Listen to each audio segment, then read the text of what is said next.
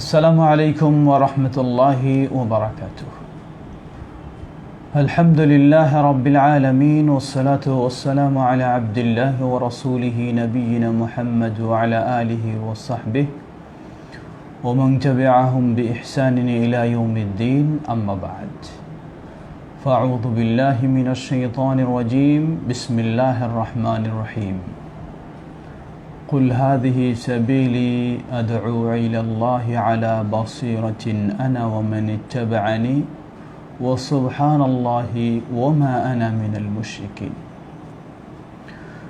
সুপ্রিয় দর্শক শ্রোতা, শুরুতে জানাচ্ছি আপনাদের শুভেচ্ছা স্বাগতম জানাচ্ছি আমাদের এই লাইভ অনুষ্ঠানে বিশেষ আমন্ত্রণ। বাংলাদেশ জমঈয়ত আহলে হাদিসের অঙ্গ সংগঠন জমঈয়ত শুব্বানে আহলে হাদিস এর ধারাবাহিক এই লাইভ প্রোগ্রাম বিভিন্ন বিষয় ও ব্যক্তির আলোচনার মধ্য দিয়ে পরিচালিত হচ্ছে। আজকে আমার জন্য একটি বিষয় নির্ধারণ করে সময় দেওয়া হয়েছে, এই জন্য কর্তৃপক্ষকে জানাচ্ছি শুকরান, জাযাকুমুল্লাহু খায়রা। সুপ্রিয় দর্শক শ্রোতা, আপনাদেরকেও জানাচ্ছি মোবারকবাদ, আহলান ওয়া সাহলান ওয়া মারহাবা। আজকের যে বিষয়টি নিয়ে আমরা কথা বলবো, বিষয়টি একটি অত্যন্ত গুরুত্বপূর্ণ এবং প্রয়োজনীয় বিষয়। বিষয়টি হচ্ছে সালাফি মানহাজের উপর অটল থাকা এর গুরুত্ব ও উপায়। সালাফি মানহাজের উপর অটল থাকার গুরুত্ব ও উপায় আমরা বলতে পারি নিঃসন্দেহে বিষয়টি অত্যন্ত একটি গুরুত্বপূর্ণ এবং জরুরি বিষয়, বিশেষ করে বর্তমান প্রেক্ষাপটের জন্য এবং যুব সমাজের জন্য এই বিষয়টি একটি অপরিহার্য বিষয়, যা বলার অপেক্ষা রাখে না। কারণ আমরা নিত্য নতুন দেখছি, প্রতিদিন দেখছি, নিত্যদিনে আমরা দেখছি যে যুব সমাজ বা সাধারণ মুসলিম সমাজ তারা ইসলামের নামেও বিভিন্নভাবে বিভ্রান্তির শিকার হচ্ছে। ইসলামের নামে বিভিন্নভাবে বিভ্রান্তির শিকার হওয়ার একটি কারণ, সঠিক পথে অটল থাকা সম্ভব হচ্ছে না, যার ফলে পদস্খলন ঘটছে। ইসলামের নাম দিয়ে ইসলাম থেকে পদস্খলন ঘটছে, এটি বড় দুঃখজনক বিষয়। জাহেলিয়াতের নাম দিয়ে ইসলাম থেকে পদস্খলন ঘটবে তেমন আফসোসের বিষয় নয়, কারণ জাহেলিয়াত তো ইসলাম থেকে দূরে সরারই কাজ। ঠিক তেমনইভাবে কোনো বাতিল চিন্তা চেতনা স্পষ্ট যেগুলি ইসলামী নয়, সেগুলির মাধ্যমে ইসলাম থেকে পদস্খলন ঘটবে, এটিও কোনো অসম্ভব বা আশ্চর্যের বিষয় নয়। কিন্তু আশ্চর্যের বিষয় হচ্ছে যখন ইসলামের নাম দিয়ে, ইসলামী চেতনার নাম দিয়ে ইসলাম থেকে পদস্খলন ঘটবে, এটি হলো সবচেয়ে বড় আফসোসের বিষয়, আশ্চর্যের বিষয় এবং শঙ্কার বিষয়। সুপ্রিয় দর্শক শ্রোতা, সুতরাং আজকে আমরা এই সংক্ষিপ্ত আলোচনায় একটু স্মরণ করে দিতে চাই সকল দর্শক শ্রোতাকে, এবং আমি আমার নিজেকেও স্মরণ করে দিতে চাই, বিশেষ করে যুব সমাজকে, কিভাবে আমরা সঠিক পথ ও পন্থার উপর অটল থাকতে পারব। বিষয়টি হচ্ছে আমাদের সালাফি মানহাজের উপর অটল থাকার গুরুত্ব ও উপায়। অটল থাকার গুরুত্ব কোনো সন্দেহ নেই, অটল থাকতেই হবে, না হলে আমি বিভ্রান্তিতে চলে যাব, বিশৃঙ্খলায় চলে যাব, ঈমানের নাম দিয়ে কুফরিতে চলে যাব, সুন্নাহর নাম দিয়ে বিদআতে চলে যাব, ইসলাম নাম দিয়ে বাতিলের মধ্যে আমি চলে যাব। সুতরাং অটল থাকা কতটুকু গুরুত্ব এটি বলার অপেক্ষা রাখে না। এজন্যই আল্লাহ সুবহানাহু ওয়া তাআলা বিভিন্নভাবে নবী মুহাম্মদ সাল্লাল্লাহু আলাইহি ওয়াসাল্লাম এবং তার অনুসারীদের জন্য, অনুসারীদের অনুসরণের জন্য বা সাহাবীদের অনুসরণের জন্য কতই না গুরুত্ব দিয়েছেন। যে আয়াতটি আমরা সূরা ইউসুফের 108 নম্বর পেশ করেছি, আল্লাহ রাব্বুল আলামিন বললেন, কুল হাযিহি সাবিলি আদউ ইলাল্লাহ আলা বাসিরাতিন আনা ওয়া মান ইত্তাবা'আনি।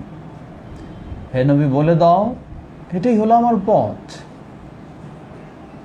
আমি আল্লাহর প্রতি দাওয়াত দেই, সুস্পষ্ট দলিল প্রমাণ ও বিচক্ষণতার সহ। ওয়া মান ইত্তাবা'আনি, এবং যারা আমার অনুসারী তারাও। সুপ্রিয় দর্শক শ্রোতা, নবী সাল্লাল্লাহু আলাইহি ওয়াসাল্লামের পথ স্পষ্ট, কোনো অস্পষ্টতা কিছুই নেই, যার উপর অটল থাকা প্রতিটি অনুসারীর জন্য অপরিহার্য। না হলে তার ইসলামী জীবনের কোনো কিছু আল্লাহর কাছে গ্রহণযোগ্য হবে না।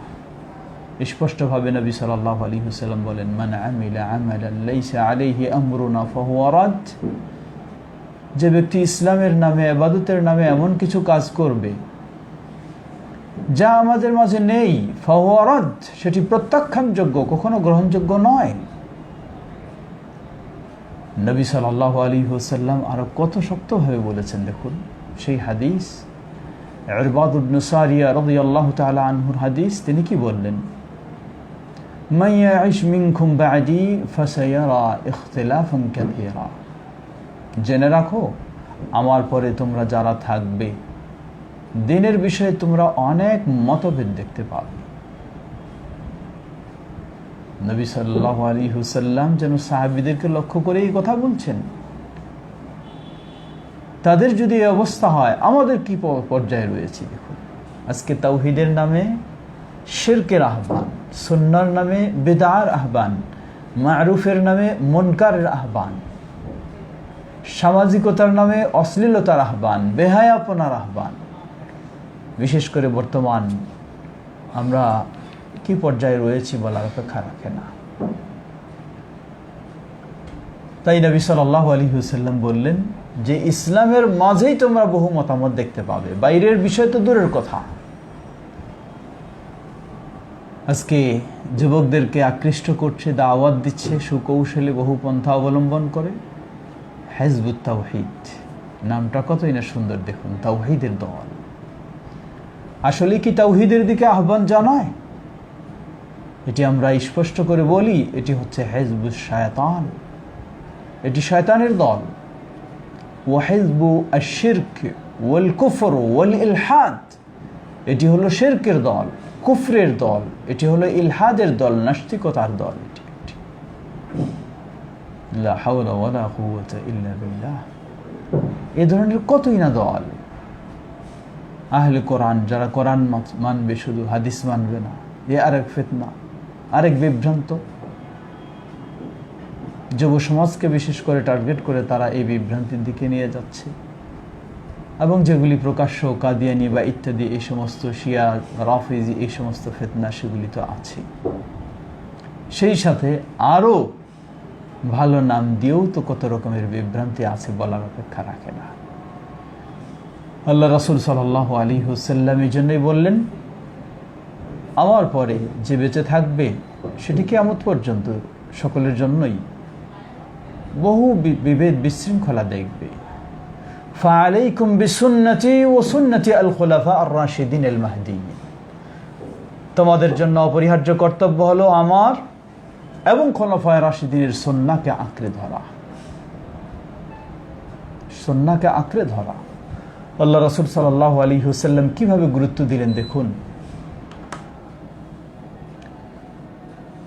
আযু আলাইহা বিন-নওয়াজিস, তোমরা মারির দাঁতগুলি দিয়ে সুন্নাহকে কামড়ে ধরো।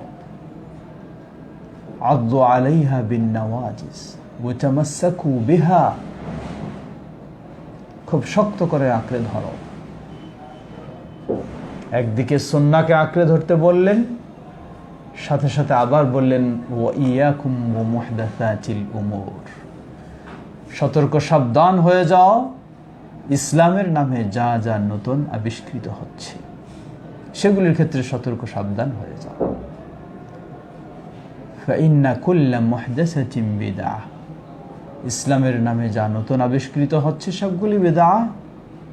ওয়া কুল্লা বিদআতিন দালালাহ, এবং সকল বিদআত হলো গোমরাহি, পথভ্রষ্টতা। আজকে মানুষ, কিছু আলেম তারা বেদাতের নাম দিয়েও বেদাতে হাসানা বলে মানুষকে আহ্বান জানাচ্ছে। অথচ নবী মুহাম্মদ সাল্লাল্লাহু আলাইহি ওয়াসাল্লাম বললেন, কুল্লু বিদআতিন দালালা, সকল প্রকার বেদা হলো ভ্রষ্টতা, গুমরাহি। সুপ্রিয় দর্শক শ্রোতা, নবী সাল্লাল্লাহু আলাইহি ওয়াসাল্লাম যিনি এই হাদিসে কয়েকটি বিষয় বললেন। প্রথম বিষয় বললেন সুন্নাহকে আঁকড়ে ধরার গুরুত্ব, তাৎপর্য। এই সুন্নাহ নবী সাল্লাল্লাহু আলাইহি ওয়াসাল্লাম ও খুলাফায়ে রাশিদিনের, এটি হচ্ছে সালাফি মানহাজ। সালাফি মানহাজ ভিন্ন কিছু নয়। দ্বিতীয়, এই সুন্নাহ পরিপন্থী যা রয়েছে সেইগুলি থেকে চরমভাবে সতর্ক করলেন।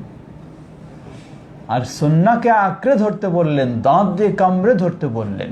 কারণ সুন্নাহর উপর প্রতিষ্ঠিত থাকাটা হয়তো সহজ নয়, খুব কঠিন। এই জন্য নবী সাল্লাল্লাহু আলাইহি ওয়াসাল্লাম সে বিষয়টিকে সেভাবেই আলোকপাত করেছেন। সুপ্রিয় দর্শক শ্রোতা, আল্লাহ রাসূল সাল্লাল্লাহু আলাইহি ওয়াসাল্লাম এমনইভাবে কত সতর্ক করেছেন।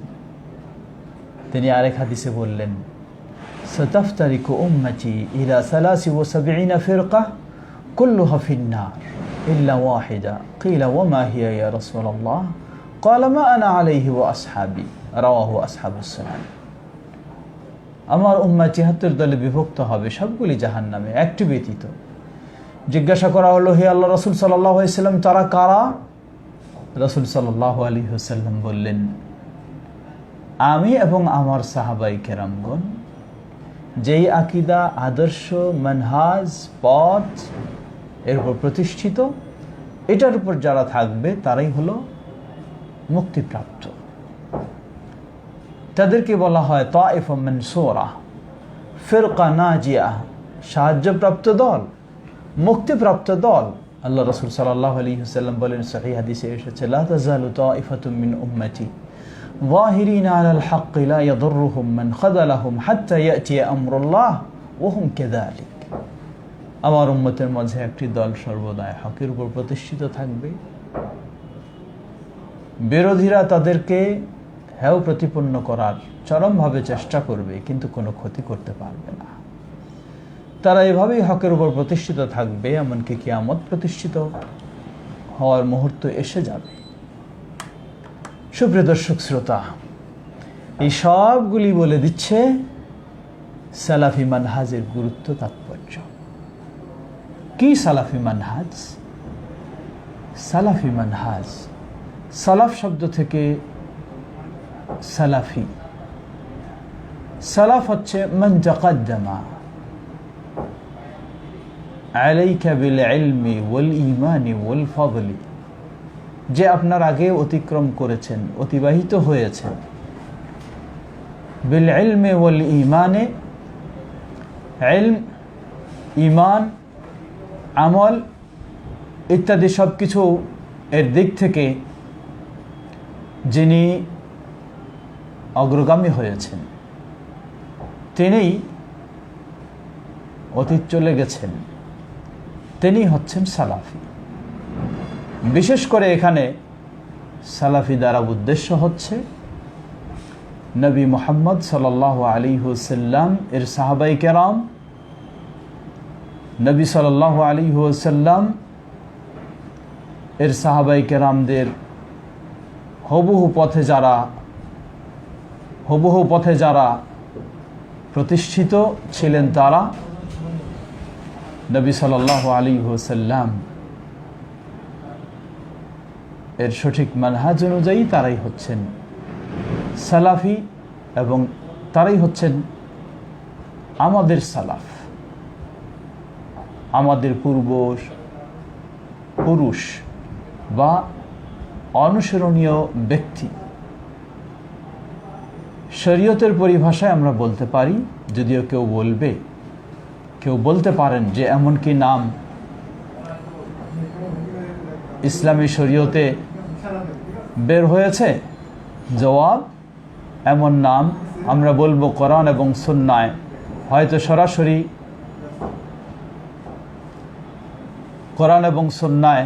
হয়তো সরাসরি সেভাবে আসেনি, কিন্তু কোরআন এবং সুন্নাহর দলিলসমূহ প্রমাণ করে যে, যেমন কিছু দলিল আমরা এখানে উল্লেখ করলাম, সেগুলি প্রমাণ করে যে নবী সাল্লাল্লাহু আলাইহি ওয়াসাল্লাম এই সমস্ত বিষয়ে আমাদেরকে সচেতন করেছেন, সতর্ক করেছেন, উদ্বুদ্ধ করেছেন। আজকে সে বিষয়টি নিয়ে আমরা হয়তো দীর্ঘ কথা বলবো না, যেহেতু আমাদের বিষয় হচ্ছে সালাফি মানহাজের উপর অটল থাকার উপায়। সময় আমাদের প্রায় অনেকটা আমরা এসে গেছি। এখন আমরা সালাফি মানহাজের উপর অটল থাকার উপায়সমূহ নিয়েই আমরা একটু আলোকপাত করার চেষ্টা করব। সুপ্রিয় দর্শক শ্রোতা, সালাফি মানহাজ এটি হচ্ছে একটি নিরাপদ পথ। এটি হচ্ছে ইসলামের উপর সুপ্রতিষ্ঠিত থাকার একটি নির্ভেজাল ও সঠিক পথ। কারণ আল্লাহ সুবহানাহু ওয়া তাআলা কোরআনুল কারীমে বহু নির্দেশনা দিয়েছেন সাহাবায়ে কেরামদের নীতি আদর্শকে অনুসরণ করে চলার। আর নবী মুহাম্মদ সাল্লাল্লাহু আলাইহি ওয়াসাল্লাম স্পষ্টভাবেই বর্ণনা দিয়েছেন সাহাবায়ে কেরামদের নীতি আদর্শের উপর যদি আমরা প্রতিষ্ঠিত না হতে পারি তাহলে কোনো সন্দেহ নেই নবী সাল্লাল্লাহু আলাইহি ওয়াসাল্লাম, খোলাফায়ে রাশিদিন ও সাহাবায়ে কেরামদের নীতি আদর্শের উপর প্রতিষ্ঠিত না হলে আমাদের কোনো আকীদা, ইবাদত, আখলাক কোনোটাই গ্রহণযোগ্য সুযোগ নেই। সুতরাং অবশ্যই আমাদেরকে এই বিষয়ের গুরুত্ব যথাযথ দেওয়ার চেষ্টা করতেই হবে। প্রশ্ন আসতে পারে যে গুরুত্ব বুঝলাম, সবই বুঝলাম, কিন্তু এই পথের উপর অটল থাকার উপায় কি? আসুন আমরা সেই উপায়গুলির দিকে ফিরে আসি। কিভাবে আমরা এই সালাফি মানহাজের উপর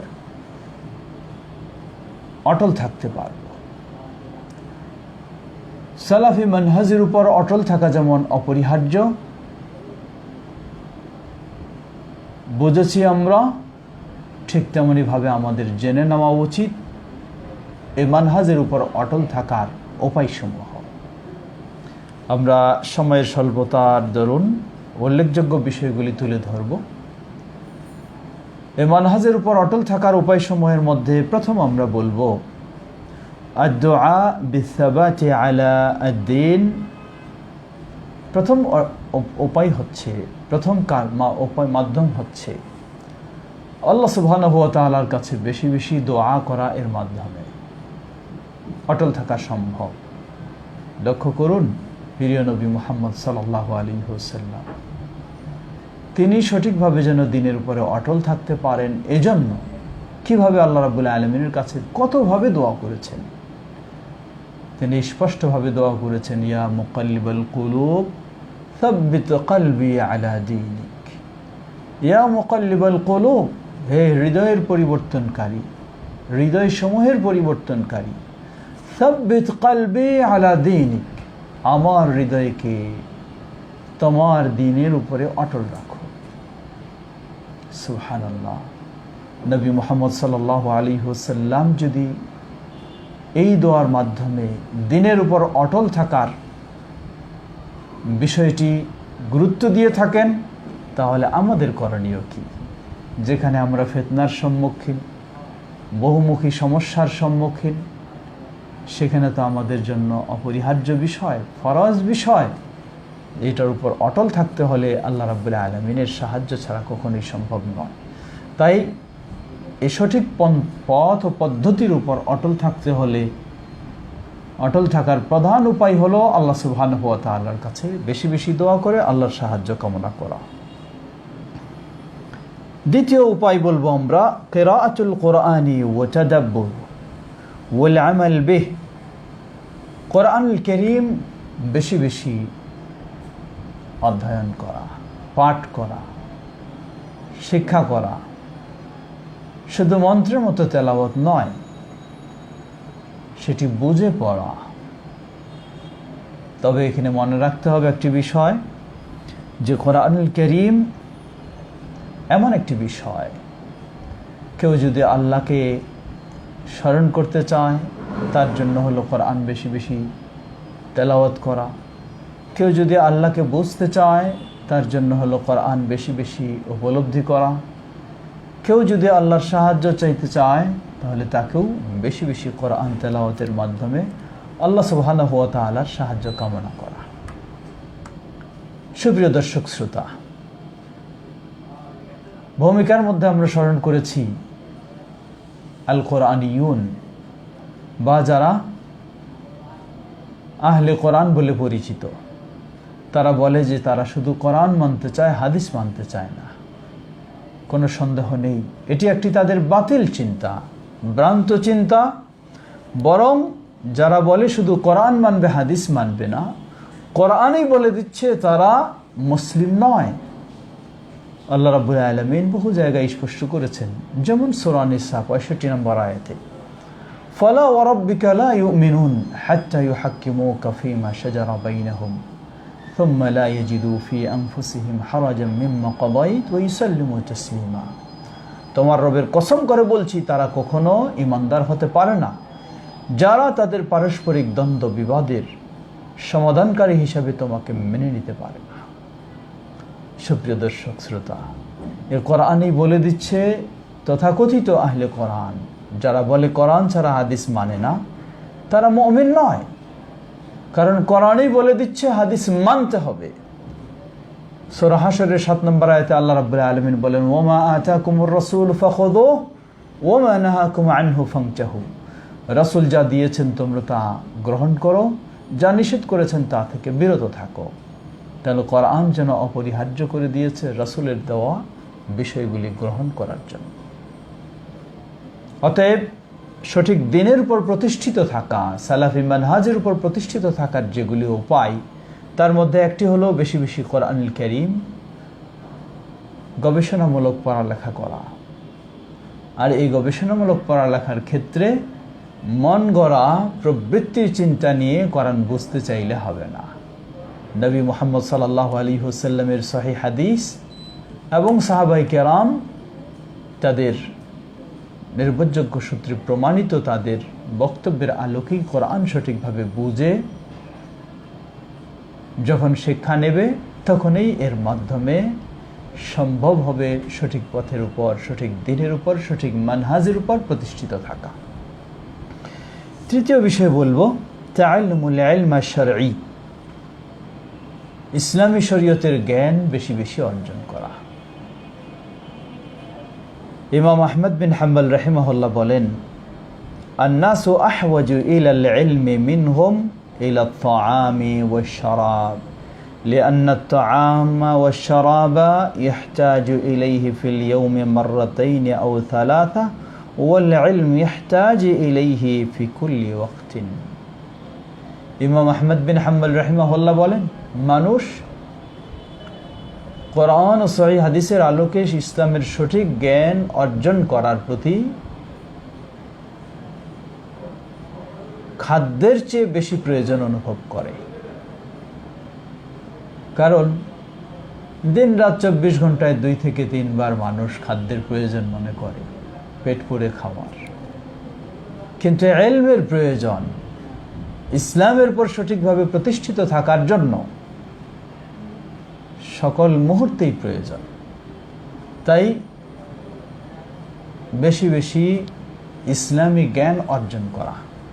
এখানে আমরা একটি স্মরণ করে দিতে চাই, ইসলামী জ্ঞান অর্জন করবেন, আর এটাকে যদি আপনি সালাফি মানহাজের উপর প্রতিষ্ঠিত থাকার উপায় হিসাবে নিতে চান, তাহলে জেনে নিন ইসলামী জ্ঞান অর্জন করতে হবে মূল উৎস থেকে, আল কোরআনুল কারীম এবং নবী সাল্লাল্লাহু আলাইহি ওয়াসাল্লাম এর সহিহ হাদিস আর সাহাবায়ে কেরাম ও তাবেঈনগণ কোরআন ও সহিহ হাদিসকে যেভাবে বুঝেছেন সেভাবে। না হলে কোরআন ও সহিহ হাদিসের জ্ঞান অর্জন করেও একজন মানুষ ভ্রান্তিতে চলে যেতে পারে যদি সে কোরআন ও সহিহ হাদিসকে নিজের মতো বুঝতে চায়। তো এই কোরআন এবং সহিহ হাদিসের জ্ঞান অর্জন করতে হবে, আর এই জ্ঞানটাকে বুঝতে হবে নবী মুহাম্মদ সাল্লাল্লাহু আলাইহি ওয়াসাল্লামের সাহাবায়ে কেরামগণ ও তাবেঈনগণ যেভাবে বুঝেছেন ঠিক সেভাবেই। তাহলে এই ইলম, শরঈ জ্ঞান, এটা আপনাকে সঠিক দ্বীনের উপর, সঠিক মানহাজের উপর, সালাফি মানহাজের উপর প্রতিষ্ঠিত থাকতে সহায়তা দিবে। সপ্তম বিষয় বলতে পারি, যদিও এটা আলোচনা কিছুটা ওপরের মধ্যে হয়ে গেছে, সেটি হচ্ছে মারিফাতুল হক ওয়াল বাতিল বিত্তাফসীল। মারিফাতুল হক ওয়াল বাতিল বিত্তাফসীল, হক বিষয়টাকেও বিস্তারিতভাবে জানতে হবে এবং বাতিল বিষয়টাকেও বিস্তারিতভাবে জানতে হবে। হক বিস্তারিত জানবো হককে আঁকড়ে ধরার জন্য, আর বাতিল বিস্তারিতভাবে জানবো বাতিল থেকে বিরত থাকার জন্য ও মানুষকে বিরত রাখার জন্য। শুধু যদি হক আপনি জানেন, বাতিল না জানেন, তাহলে কিভাবে আপনি বাতিলে জড়িয়ে যাবেন বলার অপেক্ষা রাখে না। তাই বাতিল থেকে মুক্ত হওয়ার জন্য আপনাকে অবশ্যই জানতে হবে। এক্ষেত্রে আমরা বলতে পারি, বর্তমান যে সময় আমরা অতিক্রম করছি, আপনার সামনে সালাফি মানহাজ অর্থাৎ সাহাবী তাবেঈদের মানহাজ, আপনার সামনে খারেজি মানহাজ, আপনার সামনে মুরজিয়া মানহাজ, আপনার সামনে মুতাজিলার মানহাজ, আপনার সামনে আহলুল বিদআ এর মানহাজ, আপনার সামনে আরো হাজারো বা শত শত মানহাজ। আপনাকে সবগুলি সম্পর্কে ধারণা রাখতে হবে। বিশেষ করে যারা দাওয়া ইলাল্লাহ এর কাজ করবেন, হকের উপর প্রতিষ্ঠিত থাকার জন্য তাদেরকে আরো বেশি জানতে হবে, যাতে আপনি হকটাকে মানবেন এবং হকের দিকে মানুষকে দাওয়াত দেবেন, আর বাতিল থেকে মুক্ত থাকবেন ও মানুষকেও বাতিল থেকে মুক্ত রাখবেন। এজন্য এই সালাফি মানহাজে অটল থাকার জন্য এই বিষয়টি অত্যন্ত গুরুত্বপূর্ণ। পঞ্চম বিষয়, লুজুমু আল উলামা আস-সালাফিন ওয়া তুল্লাবিল ইলমি আস-সালাফিন ওয়াল ইখওয়া আস-সালাফিন। পঞ্চম বিষয় হচ্ছে, আল্লাহ রাসূল সাল্লাল্লাহু আলাইহি ওয়াসাল্লাম ভালোর দৃষ্টান্ত বর্ণনা করেছেন এবং খারাপের দৃষ্টান্ত বর্ণনা করেছেন। ভালো আল জালিসুস সালেহ, ভালোর দৃষ্টান্ত বর্ণনা করতে গিয়ে, ভালো সাথীর দৃষ্টান্ত বর্ণনা করতে গিয়ে নবী সাল্লাল্লাহু আলাইহি ওয়াসাল্লাম বলেছেন, ভালো সাথীর দৃষ্টান্ত হলো আল জালিসুস সালেহ, সেই হলো আতরওয়ালার দৃষ্টান্ত। মানুষ তার কাছ থেকে কিছু না কিছু উপকৃত হবে। অপরদিকে একই হাদিসে খারাপের দৃষ্টান্তও দিয়েছেন। মনে রাখবেন,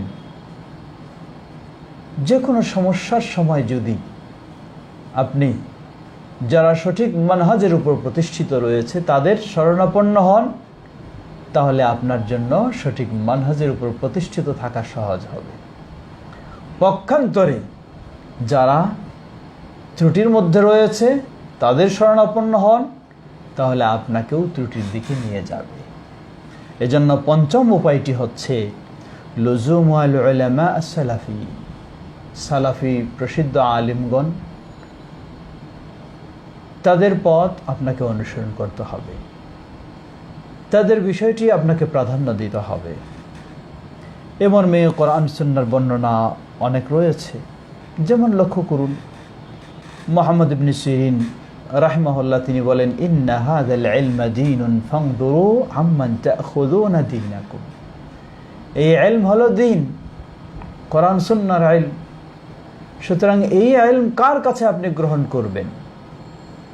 যদি নির্ভরযোগ্য সালাফি আলেমের কাছ থেকে না হয়, তাহলে নিশ্চয়ই ত্রুটিপূর্ণ আলেমের কাছ থেকে সেই ভুল ভ্রান্তিপূর্ণ ইলমই আপনি গ্রহণ করবেন। সঠিকটি আপনার পক্ষে গ্রহণ করা সম্ভব হবে না। অতএব সেই তাবেঈদের যুগেও আপনি যদি চিন্তা করেন, তাহলে আপনি পাবেন যে তারাও এক্ষেত্রে আমাদেরকে অনেক সতর্ক করেছেন। এই সতর্কগুলি প্রমাণ করে যে কোনো ইসলামী দিক নির্দেশনা নেওয়ার সময় ইসলামের নির্দেশ। আল্লাহ বলেন ফাসআলু আহলা যিকরি ইন কুনতুম লা তা'লামুন, যদি তোমরা না জানো, যারা জানে তাদেরকে জিজ্ঞাসা করে জেনে নাও। তাহলে তাদেরকে জিজ্ঞাসা করে জেনে নিতে হলে যদি ভেজাল মুক্ত না হন তাহলে আপনাকে ভেজাল মুক্ত পথ দিতে পারবেন না। তিনি যদি ভেজাল মুক্ত হন তাহলে আপনাকে ভেজাল মুক্ত পথ দিতে পারবেন। এজন্য এই সমস্ত ক্ষেত্রে আপনাকে অবশ্যই সালাফি আলিম অথবা সালাফি তালিবুল ইলম তাদের সহযোগিতা নিয়েই তাদের সংস্পর্শে আপনাকে থাকতে হবে।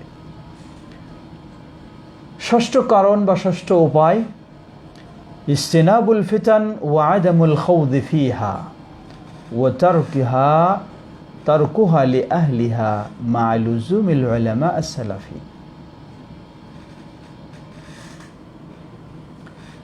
এই বিষয়টি অত্যন্ত গুরুত্বপূর্ণ।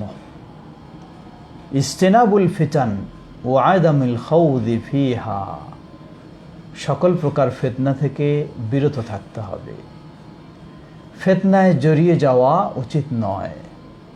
বর্তমান আমাদের স্বভাবটা হয়েছে এমন, কোনো ফিতনার বিষয়ে শুরু হলে দেখা দিলে সেই বিষয়ে আমরা কথা না বলে যেন শান্তি পাই না।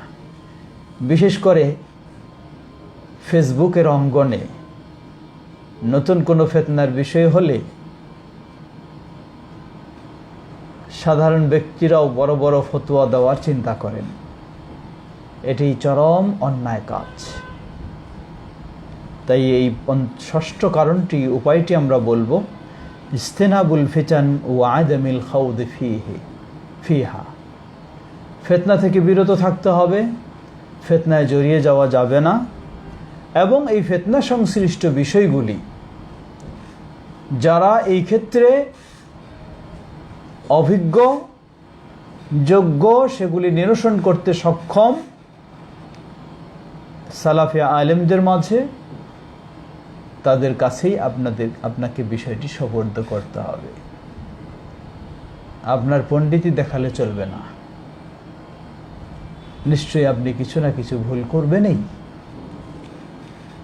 ইমাম ইবনে তাইমিয়া রাহিমাহুল্লাহ বলেন, আল ফিতান ইন্নামা ইউরাফু মা ফিহা মিনাশ শাররি ইযা আদবারাত ফাআম্মা ইযা আকবালাত ফাইন্নাহা তুযায়্যান ওয়া ইউযান্নু আন্না ফিহা খায়রা। অত্যন্ত গুরুত্বপূর্ণ কথা। ফিতনার খারাপ দিকগুলি যখন আগমন হয়, ফিতনার শুরু হয়, তখন বোঝা যায় না। ফিতনা যখন চলে যায় তখন তার ভয়ঙ্কর রূপটা প্রকাশ পায়, খারাপ দিকগুলি বোঝা যায়, এই সব শেষ হয়ে চলে গেল আমরা বলি তখন। আর ফিতনার যখন আগমন হয় তখন যেন বাহ্যিকভাবে মনে হয় যে এটি একটি খুব গুরুত্বপূর্ণ বিষয়, এটা খুবই কল্যাণকর বিষয়, আমি যদি এটাতে সম্পৃক্ত না হই মনে হয় আমি কল্যাণ থেকে বঞ্চিত হলাম বা আমি এক্ষেত্রে পিছিয়ে পড়ে গেলাম। তাই ইবলিস মানুষকে এই ফিতনাটাকে আকর্ষণীয় করে, চাকচিক্যময় করে সেটাতে জড়িয়ে দেওয়ার জন্য চেষ্টা করে। সুপ্রিয় দর্শক শ্রোতা, সুতরাং ফিতনায় জড়িয়ে যাওয়াটাই নিরাপদের বিষয় নয়, বাহাদুরির বিষয় নয়। আল্লাহ রাসূল সাল্লাল্লাহু আলাইহি ওয়াসাল্লাম বললেন, ফিতনার সময় বসে থাকা মানুষ দাঁড়িয়ে থাকা মানুষের চেয়ে উত্তম। চলমান মানুষ এর চেয়ে উত্তম হলো দাঁড়িয়ে থাকা মানুষ। সাধারণভাবে চলা মানুষ উত্তম হচ্ছে দ্রুত গতিতে চলা মানুষের চেয়ে। এর অর্থই হলো আপনাকে ধীর গতিতে সেদিকে অগ্রসর হতে হবে। বাহাদুরি দেখানোর জন্য শুধু দ্রুত ফিতনায় আপনি জড়িয়ে যাবেন, এই বিষয়ে ব্রিফিং দিবেন, এই বিষয়ে আপনি বড় বড় ফতোয়া ছাড়বেন, নিশ্চয়ই এটি আপনার নিরাপদ পথ নয়। আল্লাহ আমাদের বোঝার তৌফিক দান করুন।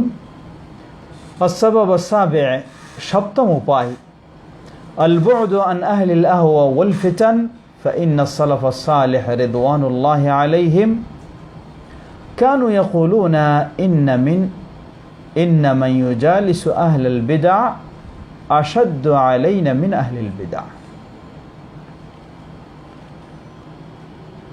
সপ্তম উপায় হচ্ছে প্রবৃত্তি অনুসারী যারা, বেদাতি যারা, তাদের থেকে আপনাকে বিরত থাকতে হবে।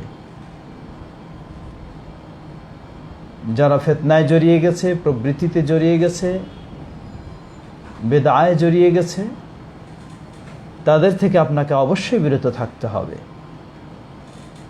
কারণ সালাফগণ এক্ষেত্রে তারা যে নীতিতে ছিলেন, তারা বলতেন ইন্নামা ইউজালিসু আহলাল বিদআ আশাদ্দু আলাইনা মিন আহলিল বিদআ। বেদাতীদের সাথে যে উঠা বসা করে, সে বেদাতীদের চেয়েও আমাদের জন্য ভয়ঙ্কর। বেদাতি ব্যক্তির চেয়েও বেদাতীদের কাছে যে উঠা বসা করে, সে আমাদের জন্য বেশি ভয়ঙ্কর। কারণ বেদাতি ব্যক্তিকে তো বেদাতি মনে করেই তার থেকে দূরে থাকি, আর এই লোকটা যে আমাদের কাছেও আছে আবার বেদাতির কাছেও যায়, সেই লোকটার বিষয়ে তো এত সতর্ক থাকি না। কিন্তু সেই বেদাতির কাছ থেকে তার খারাপ জিনিসগুলি আমার কাছে বয়ে নেওয়ার কাজ করবে। সুপ্রিয় দর্শক শ্রোতা, সুতরাং সঠিক পথ পন্থার উপর অটল থাকতে হলে, সালাফি মানহাজের উপর অটল থাকতে হলে অবশ্যই আহলুল বিদআ থেকে আপনাকে দূরে থাকতে হবে। আমরা অনেক সময় হেকমত বা অনেক সময় শিথিলতা, অনেক সময় সহজের দোহাই দিয়ে জড়িয়ে যাই সেগুলিতে। এটি আপনার জন্য কখনো নিরাপদ নয়। সেক্ষেত্রে অবশ্যই আপনাকে সতর্ক থাকতে হবে। এ মর্মে বহু বক্তব্য রয়েছে, যেগুলি সময় স্বল্পতার কারণে আমরা তুলে ধরতে পারছি না। অষ্টম কারণ হচ্ছে আল বু'দু আন আসহাবিল মাআসি ওয়াল ফুজুর ওয়াল ফুসুক। অষ্টম কারণ হচ্ছে যারা পাপিষ্ঠ, পাপাচার, ইসলামী শরীয়তের বিভিন্ন অপরাধে জড়িয়ে গেছে, এমন ব্যক্তিদেরকেও বর্জন করতে হবে, তাদের থেকেও আপনাকে দূরে থাকতে হবে। বেদাতি থেকে যেমন দূরে থাকবেন, ঠিক তেমনিভাবে এইসব অপরাধী যারা, তাদের থেকেও আপনাকে দূরে থাকতে হবে। না হলে আপনার পক্ষে সম্ভব হবে না হক এর উপরে প্রতিষ্ঠিত থাকা। এ মর্মে কোরআন সুন্নাহ অসংখ্য নির্দেশনা রয়েছে। কারণ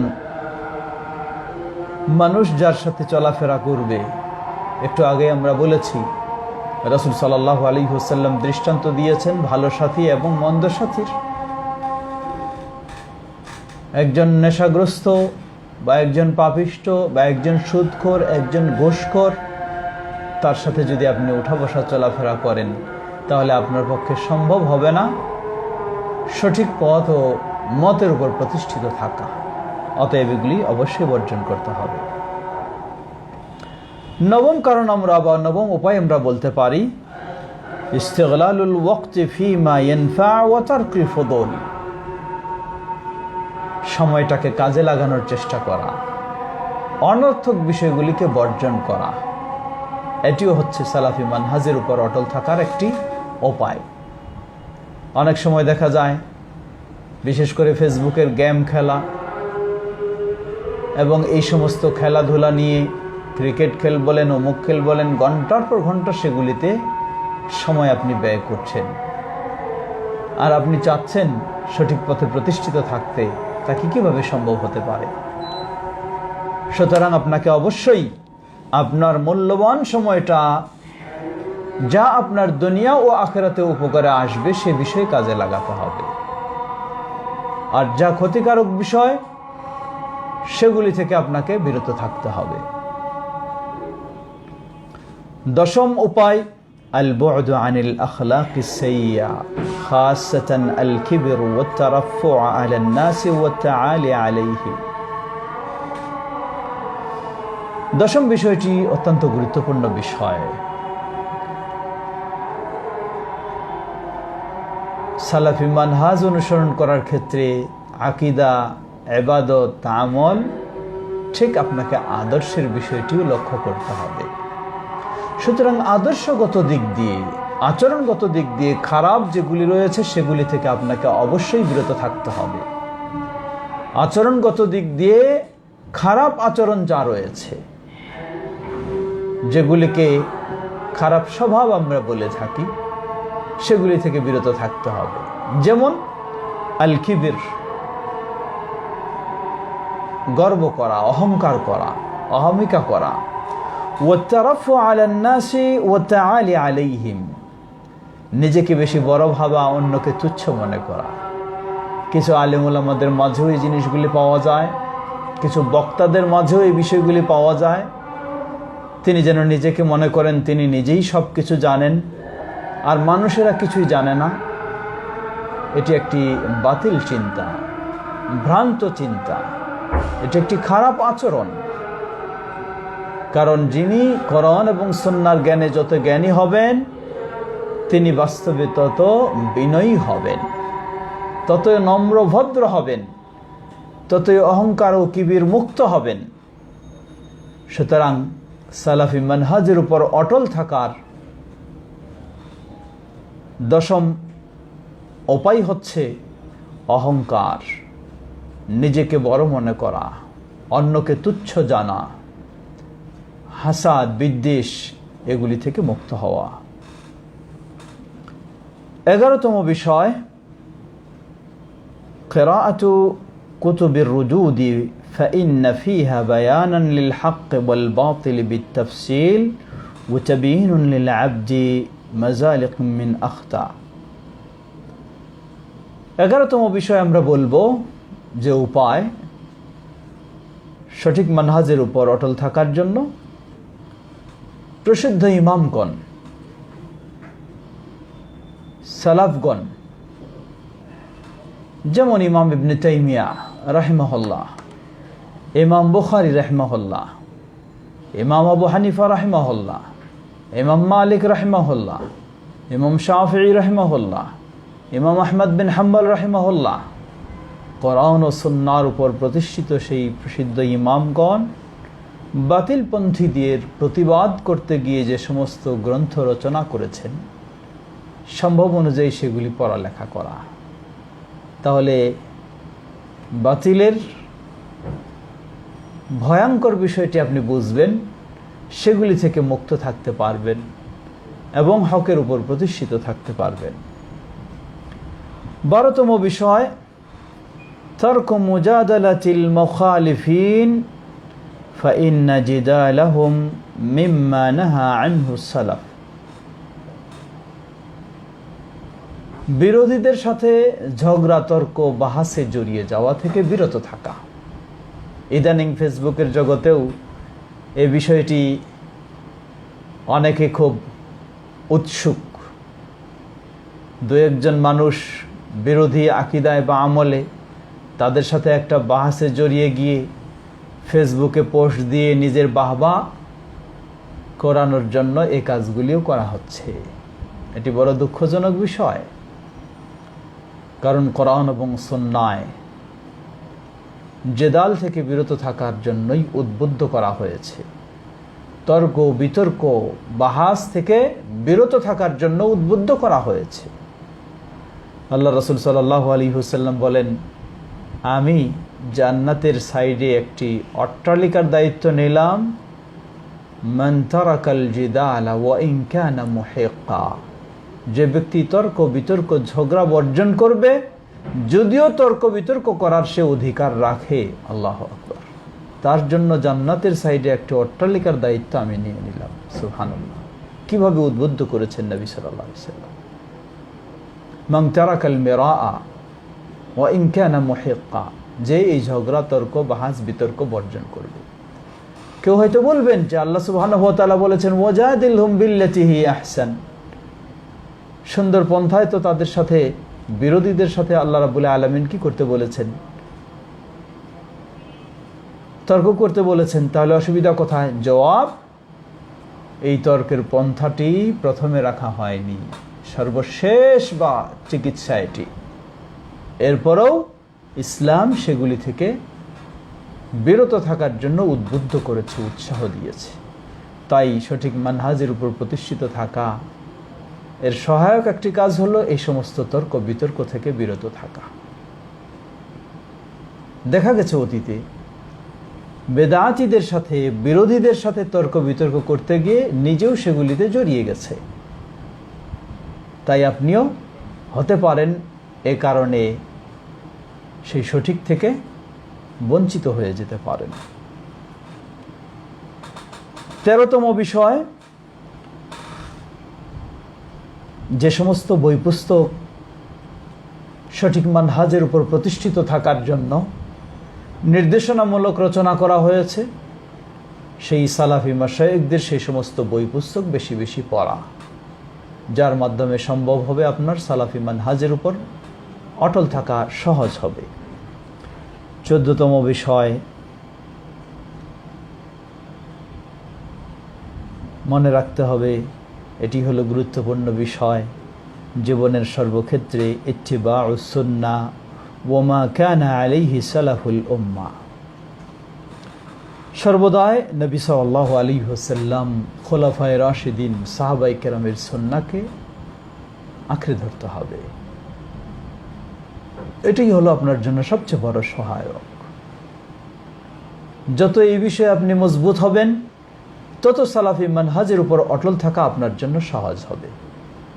যত এই বিষয় থেকে আপনি এই বিষয়ে দুর্বল হবেন, তত সালাফি মানহাজ থেকে আপনি দূরে সরে যাবেন। সুপ্রিয় দর্শক শ্রোতা, আমাদের নির্দিষ্ট সময় অতীত হয়ে গেছে, আর দীর্ঘ করতে পারছি না আমরা। আসুন স্বল্প সময়ের মাঝে সালাফি মানহাজের উপর অটল থাকার গুরুত্ব ও উপায় সম্পর্কে আমরা যে কিছু কথা বলেছি, সেগুলি থেকে যেন আমরা উপকৃত হতে পারি, সেগুলি আমাদের মাঝে বাস্তবায়ন করে সালাফি মানহাজের উপর যেন অটল থাকতে পারি। আল্লাহ আমাদের সবাইকে সে তৌফিক দান করুন। সুযোগ হলে, সুযোগ পেলে সালাফি মানহাজের গুরুত্ব, তাৎপর্য, পরিচয় এবং এতদ সংশ্লিষ্ট বিষয় নিয়ে আমরা আরও বিস্তারিত কথা বলবো ইনশাআল্লাহ। ওয়া মা তৌফিক ইল্লা বিল্লাহ ওয়া ইলাইহি উনীব। আল্লাহ আমাদের সকলকে তার সঠিক দিন বুঝার, মানার ও অটল থাকার এবং সেদিকে দাওয়াত দেওয়ার তৌফিক দান করুন। পরিশেষে মোবারকবাদ জানাচ্ছি জমিয়ত শুববানে আহলে হাদিসের দায়িত্বশীলদেরকে, বিশেষ করে ফেসবুক পেজের এই লাইভ প্রোগ্রামের বিষয়টি যিনি দেখাশোনা করেন, স্নেহভাজন শেখ ইসহাক মাদানী হাফিজাহুল্লাহ। আজকে তার একটি অপারেশন, সম্ভবত এই সময়ে অপারেশন হচ্ছে। আমরা আল্লাহ সুবহানাহু ওয়া তাআলার কাছে দোয়া করি, আল্লাহ রাব্বুল আলামিন তাকে শেফায়ে কামিলা আজিলা দান করুন, আল্লাহ তাকে পরিপূর্ণ সুস্থতা দান করুন, সকল অসুস্থ মুসলিমদেরকে পরিপূর্ণ সুস্থতা দান করুন, আমাদেরকে সকল প্রকার বিপদ থেকে আল্লাহ হেফাজত করুন, বিশেষ করে দিনের ক্ষেত্রে বিপদ থেকে আল্লাহ আমাদেরকে হেফাজত করুন। ওয়া আখির দাওয়ানা আলহামদুলিল্লাহি রাব্বিল আলামিন ওয়া সাল্লাল্লাহু তাআলা আলা নবিয়িনা মুহাম্মদ ওয়া আলা আলিহি ওয়া সাহবিহি আজমাইন। সুবহানাকা আল্লাহুম্মা ওয়া বিহামদিকা আশহাদু আল লা ইলাহা ইল্লা আনতা আস্তাগফিরুকা ওয়া আতুবু ইলাইক। ওয়াসসালামু আলাইকুম ওয়া রাহমাতুল্লাহি ওয়া বারাকাতুহু।